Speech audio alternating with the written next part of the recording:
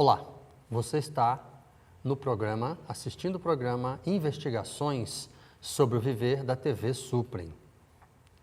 Meu nome é Oswaldo Condé e eu vou falar hoje sobre o Bhagavad Gita, que é um tema um tanto recorrente na Sociedade Teosófica, que é uma organização que estuda comparativamente religião, ciência e filosofia.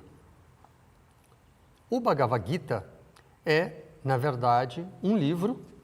Nós temos aqui uma edição desse livro, temos aqui comentários deste livro e existem várias traduções para o português do Gita, pelo menos umas 10 traduções diferentes, e cada comentarista desse livro, cada scholar, dá uma visão particular, umas mais metafísicas, outras mais devocionais.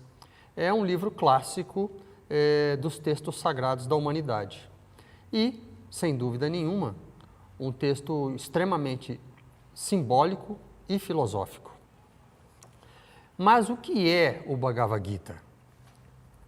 Bhagavad quer dizer, vem de Bhagwan, que quer dizer poderoso Senhor. E Gita quer dizer canção.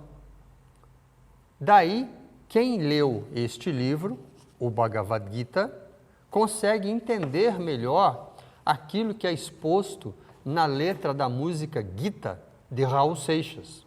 Ela fala exatamente sobre as palavras ditas por Deus para um guerreiro no campo de batalha.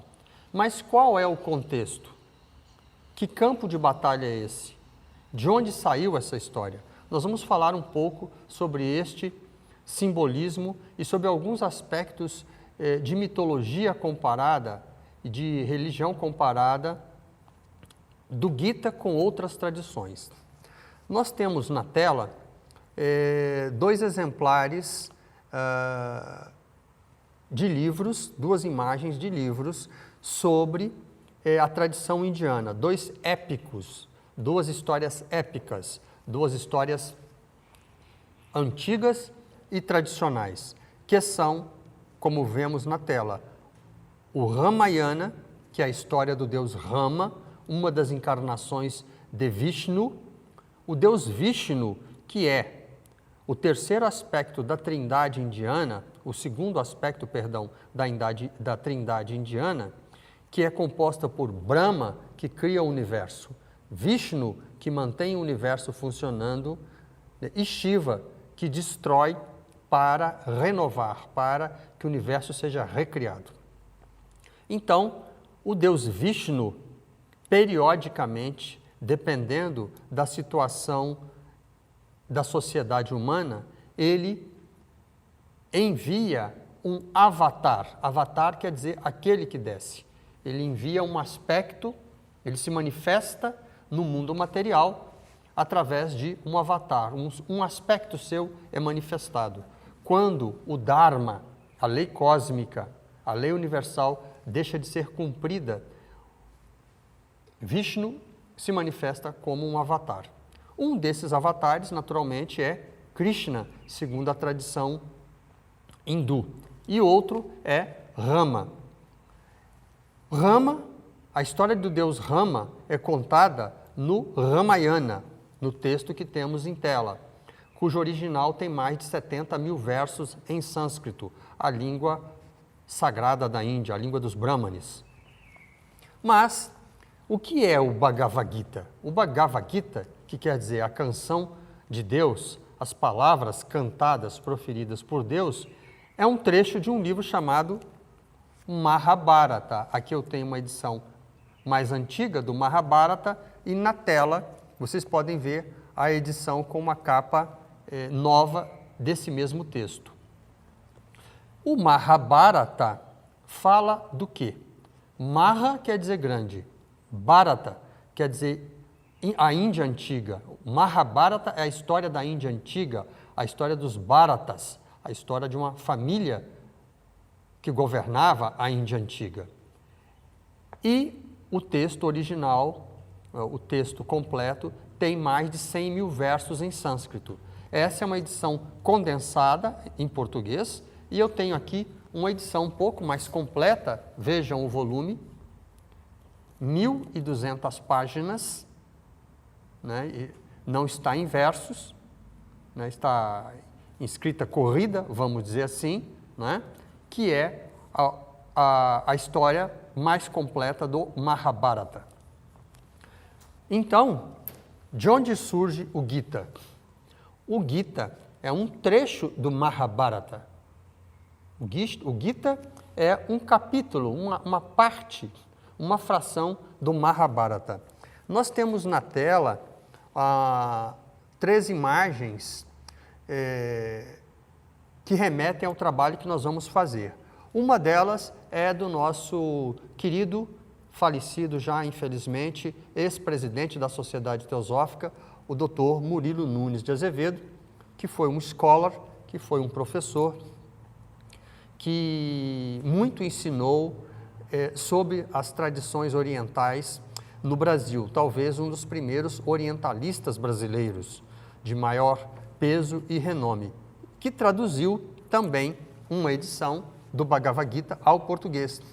Nós temos aí a edição do Bhagavad Gita traduzido pelo Dr. Murilo para o português da editora Pensamento, onde ele compara várias traduções deste livro.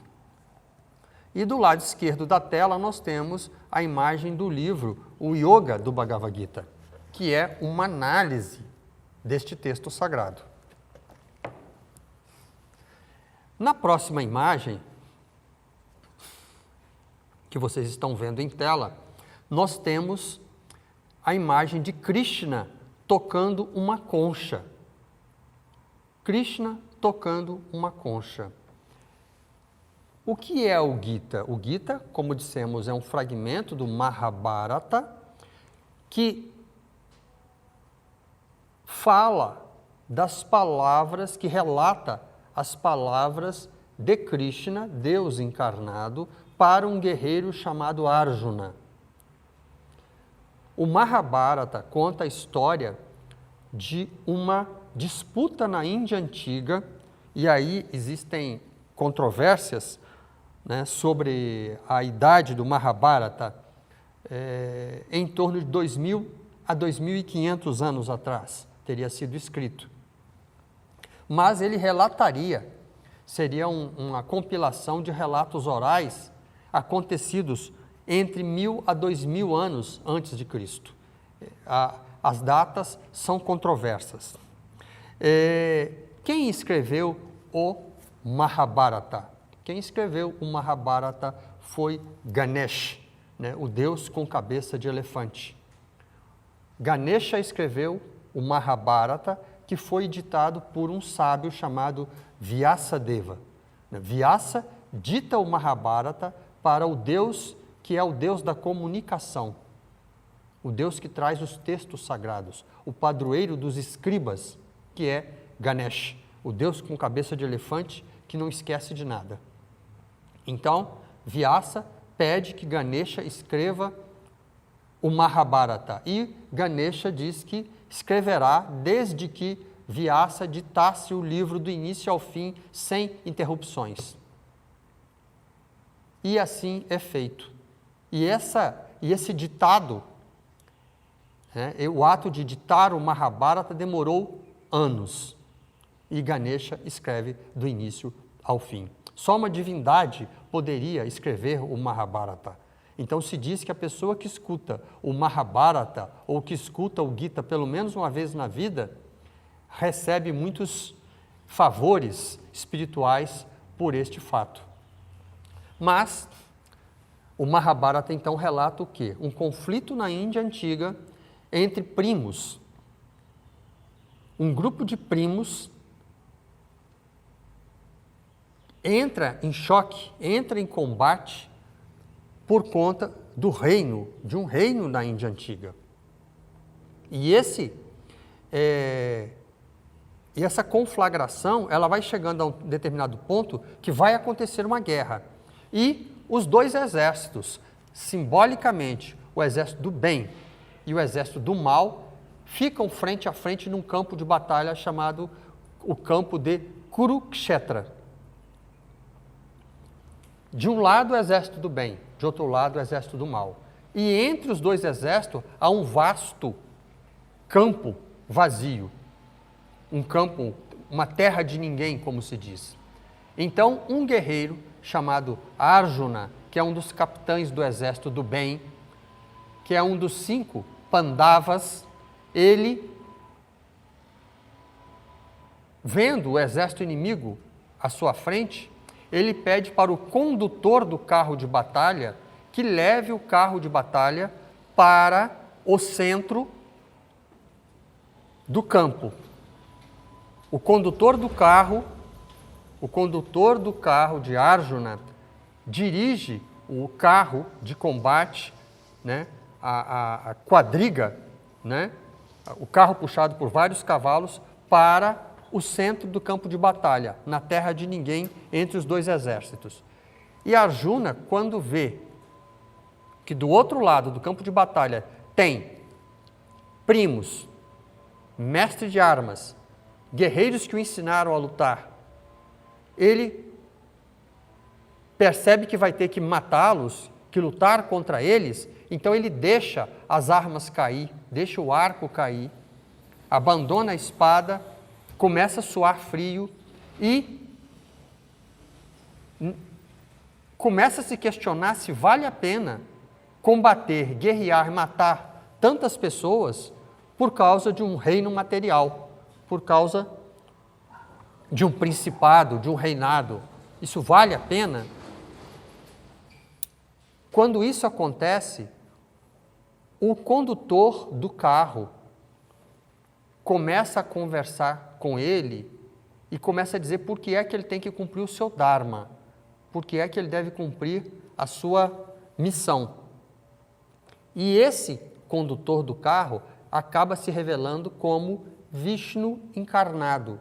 Esse condutor do carro é Krishna, o azul, é um avatar de Vishnu, do segundo aspecto da divindade.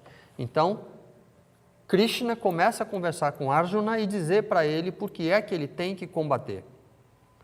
E aí chega um determinado momento, como nós vemos na tela, em que o combate, ele convence Arjuna, Krishna convence Arjuna a combater. E aí quando vai começar a batalha, Krishna pega uma concha, chamada em sânscrito de Shankha, ele pega uma concha e chama para o combate. Então, ele toca a concha.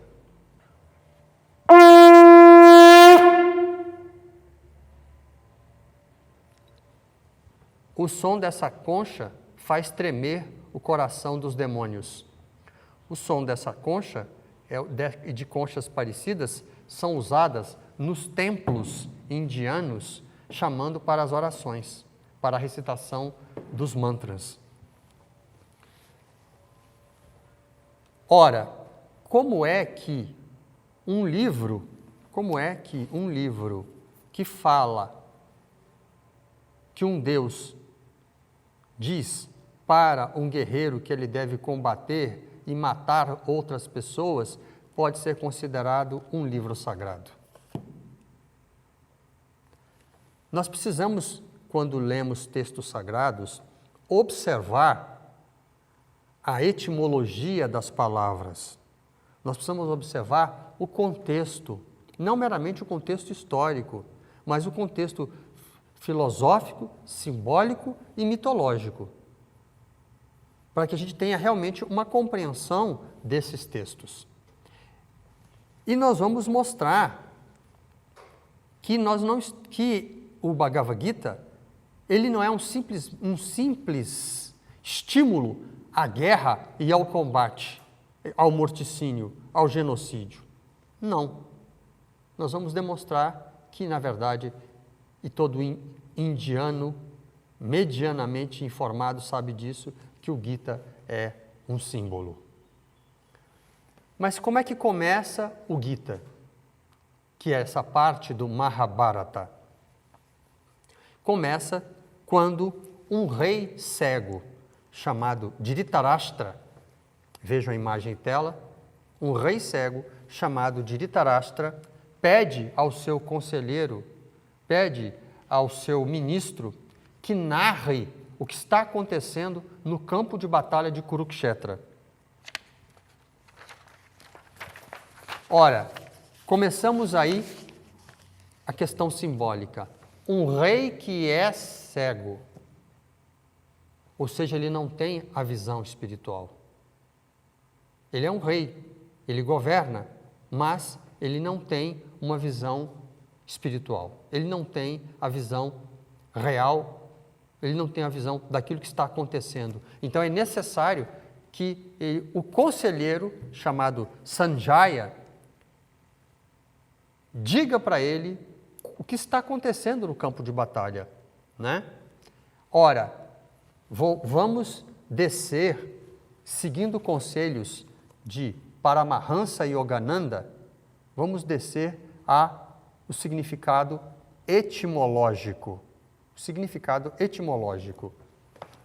dos nomes dos personagens. Sanjaya quer dizer introspecção imparcial.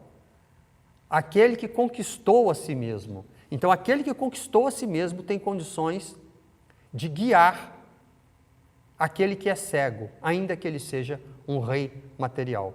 Um rei material, mas não um rei espiritual. Porque ele não tem a visão espiritual.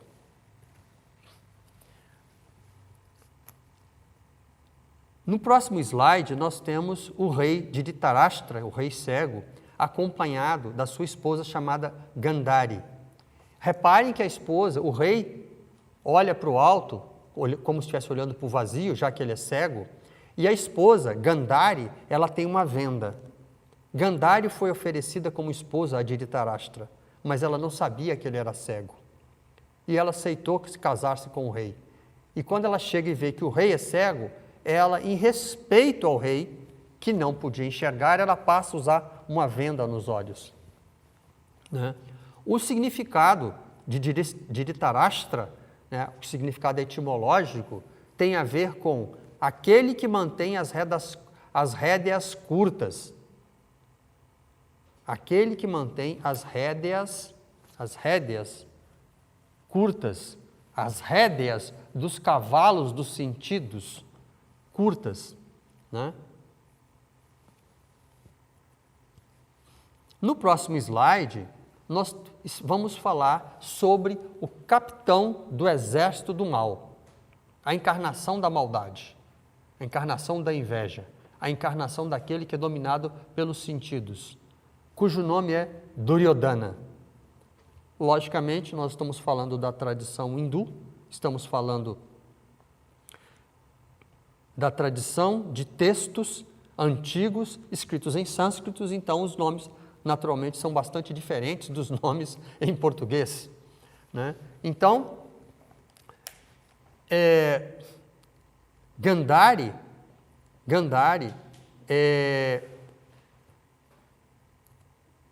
fica grávida, ela fica grávida do rei cego, mas o parto é um parto bastante incomum. Demora muito, depois de passar um período exageradamente longo, a mãe, né, não consegue parir. Então, a gravidez prolonga-se muito além de uma gravidez normal de 9 meses, e ela já fica desesperada, sem saber o que fazer. Então, num determinado momento,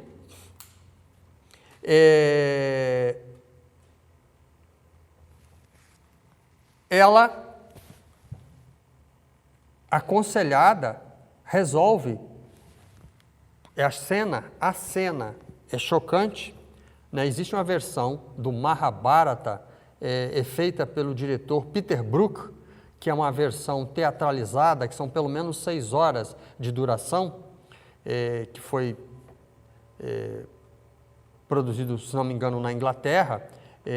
Existem as versões em DVD, agora acredito que difícil de encontrar, mas a cena é chocante, como o Duryodhana, o filho de Gandhari e de Dhritarashtra, não nasce, a mãe pega, chama as criadas e pedem para as criadas bater na barriga dela com uma barra de ferro.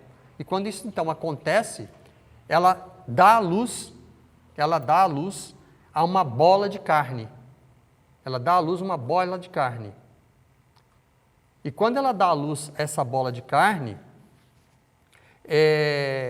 ela fica espantada com aquilo, e aí ela chama um sábio. E o sábio diz para ela o seguinte, que dividisse aquela bola de carne em 101 pedaços. Cortasse a bola de carne em 101 pedaços e colocasse num vaso, em potes, em vasos, com leite dentro, que foram selados e enterrados durante um período de 2 anos. E depois, então, de 2 anos, destes 101 vasos, nascem várias crianças, nascem 101 crianças. Mas o primeiro que nasce é Duryodhana.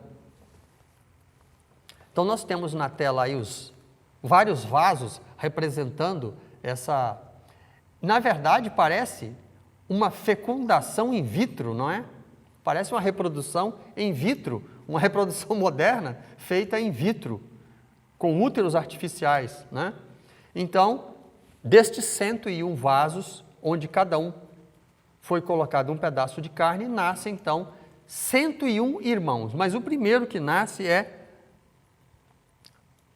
Duryodhana. Nós temos na tela Duryodhana, uma representação um tanto moderna de Duryodhana. E quando Duryodhana nasce, os chacais começam a uivar, os corvos começam a uivar, os animais noturnos começam a se manifestar, a fazer barulho, a uivar, dando uma demonstração de que aquele ser que nasce ali não é uma encarnação luminosa, não é uma manifestação luminosa. Então, nasce Duryodhana. Vamos à etimologia. O que quer dizer Duryodhana? Duryodhana quer dizer aquele que é difícil de combater. O que pode ser mais difícil de combater do que os desejos? O que pode ter mais força para controlar um homem e desviá-lo do caminho espiritual do que os desejos? O que os sufis chamam de nafs, os impulsos. Então, Duryodhana é aquele que é difícil de combater. E ele é que vai capitanear o exército do mal, o exército que vai combater o exército de Arjuna, o capitão do exército do bem, e os seus 4 irmãos. Né? Duryodhana é o capitão do exército que representa os Kauravas. Os Kauravas ou Kauravas é o grupo familiar que ele representa, em contraposição aos filhos de Pandu, ou seja, os Pandavas. Pandu, que era irmão de Dhritarashtra. O irmão de Dhritarashtra chamava-se Pandu, que quer dizer o branco. E aí,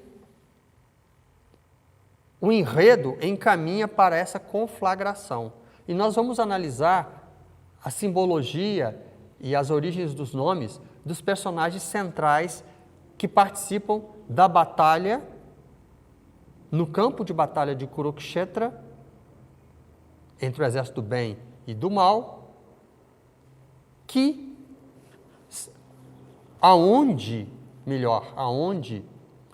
o Arjuna é incitado a combater neste livro, o Bhagavad Gita, nesse texto filosófico. Nós temos na tela exatamente um outro elemento que faz parte da história, ou mais um elemento que faz parte da história, que é exatamente o local onde vai acontecer a batalha. O local onde vai acontecer a batalha é o campo de, como já dissemos, de Kurukshetra. Vamos vendo aí, aos poucos, o deslindar de que esta batalha que vai acontecer, ela não é uma batalha meramente material. possivelmente, a batalha acontecida em Kurukshetra seja inspirada ou derivada de uma batalha chamada Batalha dos 10 Reis, que é mencionada no Rig Veda. O Rig Veda é um dos 4 livros sagrados da Índia Antiga, né? O Rig Veda, Atharva Veda, Sama Veda e Ajurveda. O Rig Veda é o Veda mais antigo, é o livro sagrado mais antigo. Então nós temos na tela o que eu chamei de a escolha de Duryodhana, né? E uma representação do campo de batalha de Kurukshetra, dá para ver os 2 exércitos, um de cada lado. Essa batalha durou 18 dias, essa guerra durou 18 dias. Nós temos 2 grandes exércitos, à direita e à esquerda da tela, e no centro temos Krishna com a pele azulada, né? A quadriga, o carro de combate de Arjuna, com os 4 cavalos, e Krishna conversando com Arjuna, falando para ele, dizendo para ele o Gita, a canção, as palavras cantadas, né, por Krishna para Arjuna, justificando o motivo do combate. Ora, como você vê na tela, Kurukshetra, a tradução de Kurukshetra é campo da ação material. Veja, a batalha do Bhagavad Gita acontece, a batalha do Mahabharata, cujo trecho é o Gita, ela acontece no campo da ação material. Veja como o nome dos guerreiros, veja, né, como Duryodhana, que é o difícil de combater, né, como o nome do local de combate, o campo da ação material, como tem um simbolismo por detrás. No próximo slide, nós temos aí a representação, né, de Pandu. Pandu quer dizer o branco. O rei Pandu tinha a face era muito clara, e ele era chamado então de o branco. E nós vemos que ele está com um arco na mão, apontando na direção de 2 corças. Na tela seguinte aparece Pandu com as suas 2 esposas, né? Kunti e Madri. O rei Pandu, como era tradicional na Índia Antiga, tinha várias esposas, mas no caso ele tinha 2 esposas centrais, que era Kunti e Madri. E, como a gente viu na tela anterior, ele estava apontando as flechas para 2 corças. E acontece um problema. O problema é que ele mata as corças quando elas estavam acasalando. Ele atinge as corças com flechas quando elas estavam acasalando. E é só que essas corças não eram corças normais. Eram seres encantados, eram gênios, eram seres encantados, que ao serem atingidos pelas flechas morrem, mas antes voltam à sua forma humanizada e lançam uma maldição no rei Pandu. A maldição é a seguinte, é que quando ele estivesse tentando estabelecer intimidade sensual com as suas esposas, ele morreria. Portanto, ele não poderia ter filhos. Ora, se ele não podia ter filhos com as suas esposas, porque ele morreria no ato, a linhagem dele seria interrompida, e nada mais desastroso para um rei de que a sua linhagem ser interrompida, ele não ter filhos e o seu reinado então desapareceria. O seu nome não seria levado adiante. Nesse exato momento nós estamos passando por um processo de transição no governo inglês, com o falecimento da rainha Elizabeth. Mas ela tinha vários filhos, né? E o Charles agora assume o trono. O rei Pandu não poderia ter intimidade com as suas esposas porque foi amaldiçoado. Então, o que acontece? Nós vemos na tela as 2 esposas chorando, né? Uma com as mãos no rosto, chorando, porque elas não poderiam ter filhos.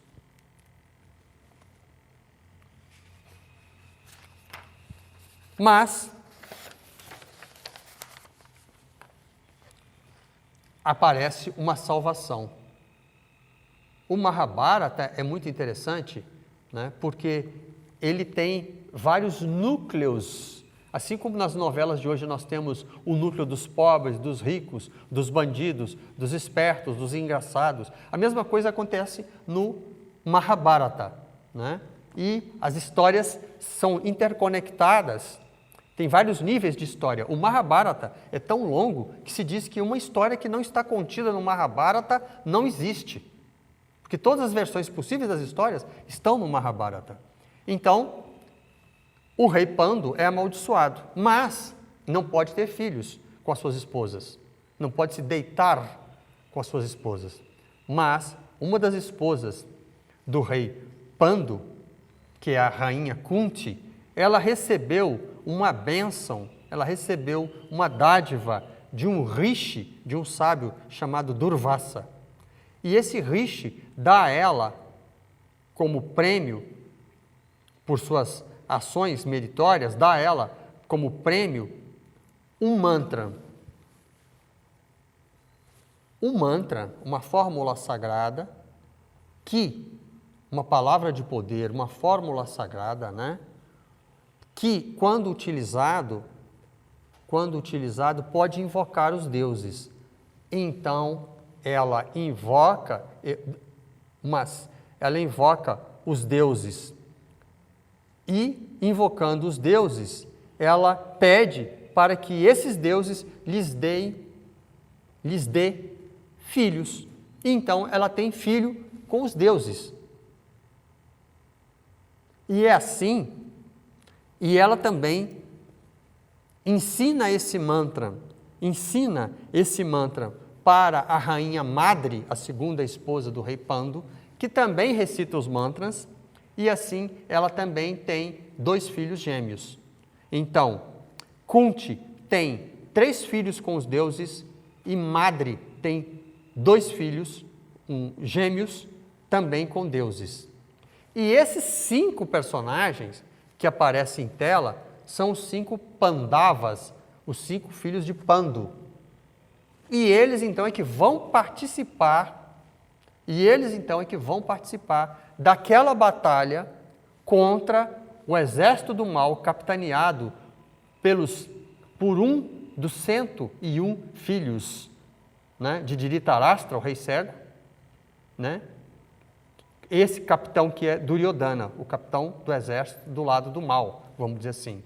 Então, de um lado você tem 101 filhos capitaneados por Duryodhana, mais um exército enorme. E do outro lado você tem os 5 Pandavas, os 5 filhos de Pandu, que são heróis semidivinos para combater o exército do mal, além naturalmente de um amplo exército. Mas tem um trecho curioso, quando antes de começar a guerra, Krishna se reúne com Duryodhana e com Arjuna. E o Krishna oferece uma opção, e a opção é a seguinte: eu, Krishna, posso ficar do lado de um de vocês, mas eu não vou combater. Mas eu tenho um exército, então vocês podem escolher que eu fique do lado de um de vocês ou o meu exército. Duryodhana, então, faz aquilo que eu chamo de a escolha de Duryodhana. Duryodhana, que é um dos 101 filhos de Gandhari, que é o capitão, ele escolhe que o exército de Krishna fique do seu lado para combater Arjuna e os seus soldados e irmãos.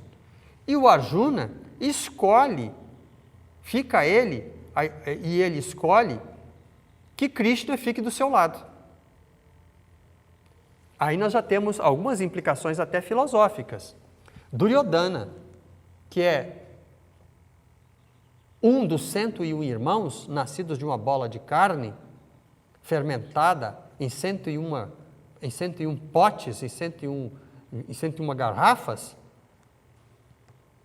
ele escolhe a multiplicidade, enquanto Arjuna escolhe a unidade.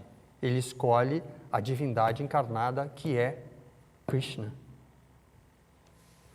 Nós temos na tela a representação, né, dos 5 Pandavas. Então, são 5 Pandavas que representam o exército do bem, capitaneados por Arjuna de um lado e 101 irmãos do outro lado, capitaneados por Duryodhana, aquele que é difícil de combater. Os 5 Pandavas são os 2 gêmeos, Nakula e Sahadeva. Você tem Bhima, Yudhishthira e Arjuna, são os filhos da rainha, os 3 centrais, Bhima, Yudhishthira e Arjuna, são os filhos de Kunti. Nakula e Sahadeva, como nós vemos na imagem, são os filhos da rainha madre, conforme a ilustração detalha. Eu bato mais uma vez na tecla de que a batalha de Kurukshetra e a história do Gita é altamente filosófica e simbólica, né? Por quê? Um outro detalhe chama a atenção. Arjuna vai participar de um torneio de arco e flecha. Ele é um exímio arqueiro. E ele consegue dobrar esse arco e atingir um alvo a uma distância muito pequena, a uma distância muito considerável. Então ele ganha a mão de uma princesa. Princesa essa que naturalmente vai se tornar a sua rainha, e por outro lado, ela faz parte de um reinado cujo reino vai fornecer soldados para que Arjuna possa combater Duryodhana e os seus 100 irmãos e os seus exércitos. O nome dessa mulher dessa rainha é Draupadi. Draupadi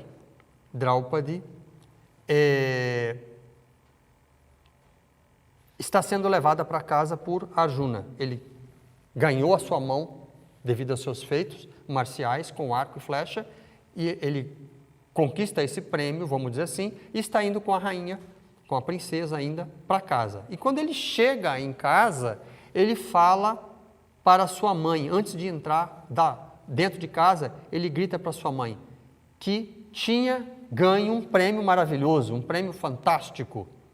E a sua mãe, dentro de casa, sem ver o que era o prêmio, que era Draupadi, ela diz: divida com seus irmãos. Divida com seus irmãos. Mas, mãe, o que você ganhou, você tem que dividir com seus irmãos. E a palavra da mãe é sagrada. Mas quando o Arjuna entra dentro de casa com, abre aspas, o prêmio, ela percebe o que aconteceu. Ele ganhou uma esposa. Mas como ela já tinha dito que ele tinha que dividir com os irmãos e a palavra da mãe é sagrada, então Draupadi casa-se com os 5 irmãos. Nós temos na tela Arjuna sentado no trono com Draupadi e os 4 irmãos à volta. Ora,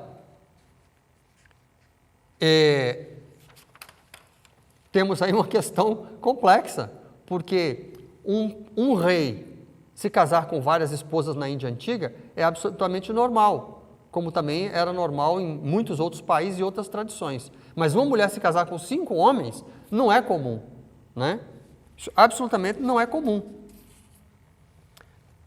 Aí entra em questão, fica claro de que nós não estamos falando de um fato literal, nós estamos falando de um fato simbólico, né? Dividir um prêmio obtido com o domínio de uma arte marcial, que no caso é uma esposa, com os outros irmãos, naturalmente, esta mulher é um símbolo. Ela não é uma mulher física, né? Ela é um símbolo. Ele conquistou uma figura feminina que remete mais à sabedoria, a uma conquista de uma visão acurada, de viveka, de discernimento. Para acertar no alvo, você tem que ter uma vista apurada, você tem que ter treino, você tem que ter um autocontrole, um domínio. Então, Draupadi não é uma mulher comum que foi dividida por 5 irmãos. É preciso que isso fique muito claro. Além do que, estes 5 irmãos, na verdade, não são filhos de homens, são filhos de deuses, né? Uma outra cena que chama a atenção é a cena do jogo de dados. Porque um dos irmãos dos 5 Pandavas, que é Yudhishthira, participa de um infeliz jogo de dados com um expert chamado Sakuni, que está jogando dados de forma controversa contra os 5 irmãos, contra os Pandavas. E o Yudhishthira resolve então apostar tudo que tem no jogo de dados. E ele vai perdendo, ele perde tudo que ele tem. Por fim, ele perde ele mesmo, os irmãos e a própria esposa dos 5 irmãos no jogo de dados. E acontece então aí uma cena emblemática, quando Sakuni, que é o jogador de dados, ele tenta tirar o sari, tenta despir para humilhar os irmãos, e a própria Draupadi, ele tenta despi-la em público. Bom, já que eu ganhei essa mulher nos dados, eu posso fazer o que bem entender. Então ele resolve tirar as roupas dela em público. Ele puxa o sari de Draupadi, que é aquela vestimenta que enrola o corpo das mulheres indianas, que é muito longa. Ele tenta tirar o sari, mas acontece uma coisa extraordinária. Quanto mais ele puxa o sari, menos ela fica despida. O sari não termina. Por quê? Porque na outra ponta do sari está segurando quem? Krishna. Magicamente, Krishna faz com que o sari, a vestimenta de Gandhari, a vestimenta da verdade, a vestimenta da sabedoria, não seja despida. A verdade, a sabedoria, não é despida para aqueles que são dominados pelos desejos, pelas emoções, pelos jogos, pelos games da vida. Então, por mais que Sakuni tente retirar o sari, ele nunca termina. Aí na tela nós temos a imagem, né, o jogo de dados, e na imagem menor à direita você tem Krishna segurando a ponta do sari, fornecendo mais sari para manter Gandhari vestida. E nós temos agora também uma tela que apresenta eu vou comentar rapidamente, apresenta as qualidades ligadas a cada um, qualidades e defeitos ligados a cada um dos heróis, né? Dos 5 Pandavas. Então, Yudhishthira está ligado à tranquilidade divina. Bhima está ligado à força vital, prana, vitalidade. Nakula, um dos gêmeos, está ligado à adesão às virtudes. Sahadeva, resistência à tentação, abstinência. E Arjuna é o autocontrole. Entretanto, Duryodhana está ligado à governança dos desejos. Mas, na verdade, ele é o rei dos desejos. Ele é governado pelos desejos. Vamos falar agora um pouco sobre a origem dos 5 Pandavas. Vamos falar sobre a origem dos 5 Pandavas. Então, vamos recordar que o rei Pandu não podia ter filhos, não podia se deitar com as suas esposas, e elas, como detinham um mantra secreto, invocaram os deuses e tiveram filho com os deuses, materializaram filhos com os deuses, né? A rainha Madri invocou os Ashwins, e ela teve Nakula e Sahadeva, filhos gêmeos. Aí nós temos uma representação dos Ashwins, que são seres com cabeça de cavalo. É interessante que na mitologia hindu, na tradição hindu, vários deuses têm cabeças de animais ou aspectos de animais. Mas, na verdade, isso simboliza que eles têm, esses deuses, esses gênios, eles têm as características, as qualidades impressivas, vamos dizer assim, desses animais, né? Então, Ganesha tem a cabeça de elefante, se diz que o elefante nunca esquece. Tem toda uma história por detrás disso, não é?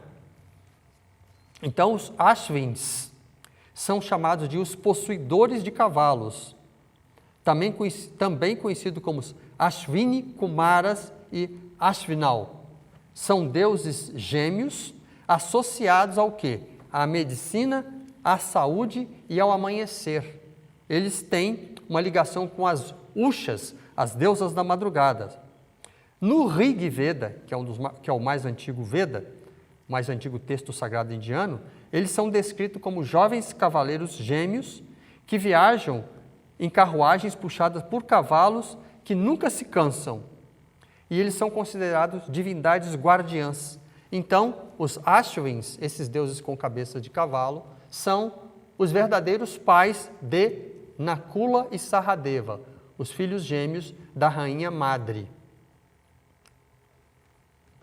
E é interessante que o clássico yogi, né, que escreveu o livro Autobiografia de um Yogi, Paramahansa Yogananda, ele faz uma associação entre os 5 Pandavas e os chakras. Então, que são chakras? São aqueles pontos focais de energia, né? São órgãos etérico-astrais que fazem parte da constituição oculta do homem.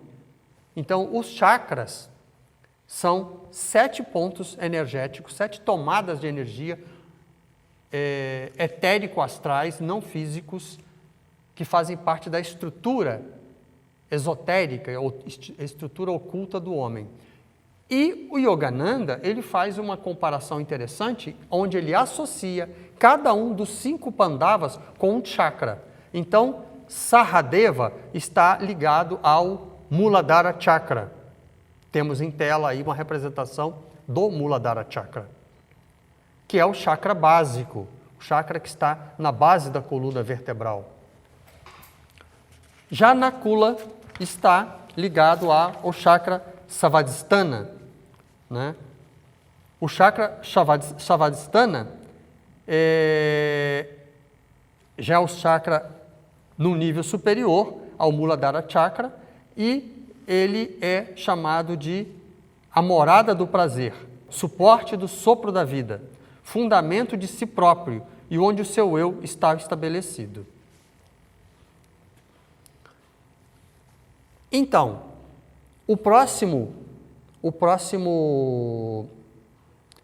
Pandava é Bhima. O próximo Pandava é Bhima. Bhima é filho de Vayu. Aí nós temos a representação de Vayu, que é o deus do vento.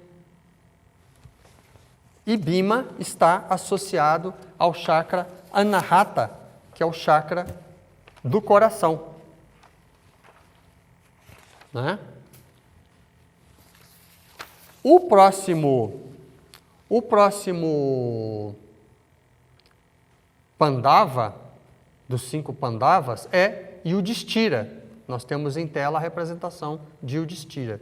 E Yudhishthira é ligado ao chakra Vishuddha, né? É ligado ao chakra Vishuddha e ele é filho de que Deus? Ele é filho do Dharma. Né? O Vishuddha fica no pescoço, na altura do pescoço. O chakra Vishuddha fica na altura do pescoço. E ele é filho do Dharma.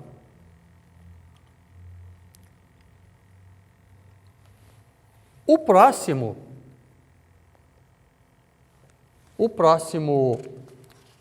Pandava é Arjuna. E ele está ligado ao Manipura Chakra, e Arjuna é também chamado de Gudaksha. Gudaksha quer dizer aquele que nunca dorme, ou seja, está desperto para as realidades espirituais.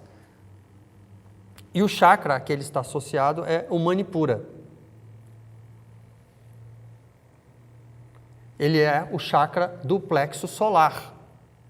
Aí nós temos na tela, nós estamos nos aproximando do fim dessa apresentação, nós temos na tela uma imagem dos 7 chakras, né? E eu coloquei ao lado o nome de cada um dos Pandavas associado a cada um dos chakras. Então, Sahadeva está associado ao Muladhara Chakra, Svadhisthana está associado a Nakula, Arjuna está associado ao Manipura Chakra, Bhima ao Anahata Chakra e Yudhishthira ao Vishuddha Chakra.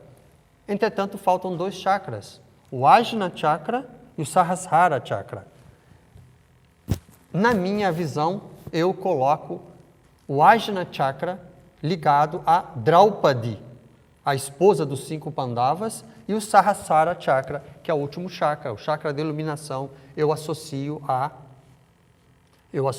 a Krishna, né, que é a divindade encarnada, né?